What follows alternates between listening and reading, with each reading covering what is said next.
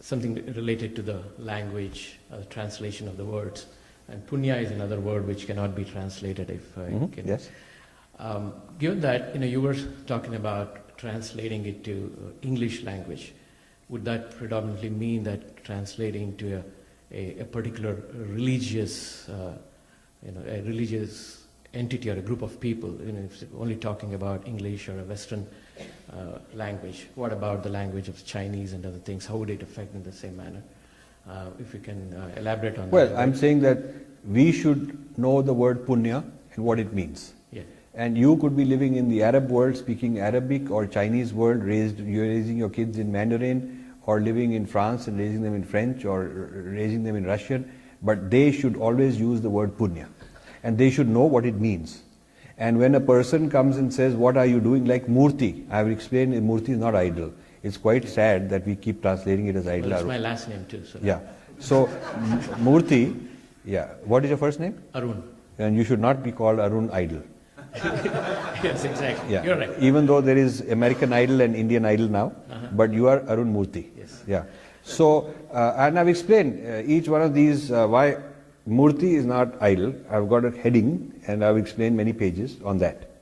So, you should not say we are doing idol worship. You have to explain that this is not an idol.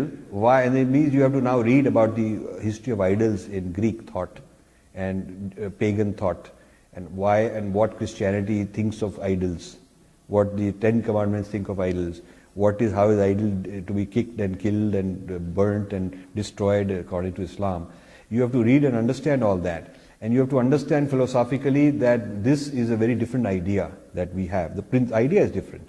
So part of what the colonizer does is he conquers the colonized person's sense of history, sense of language, sense of categories, and replaces them with his own. He gives you your history and he thinks he's doing you a favor, and all the Indologists were doing that big favor to India, and we were happily accepting it. And today our billionaires are giving huge millions of dollars of grants to Westerners to translate Sanskrit according to the Western idiom.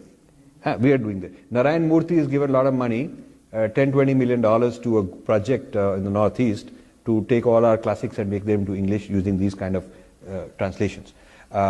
People have given this in Harvard and a lot of places to do that. A Vivekanand chair in University of Chicago, right here, has been endowed by the government of India.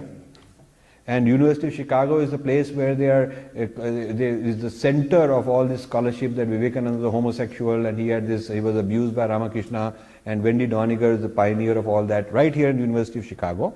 But because of the politics and the ignorance and all these IFS officers don't know a darn thing about their own culture, we are actually funding these things.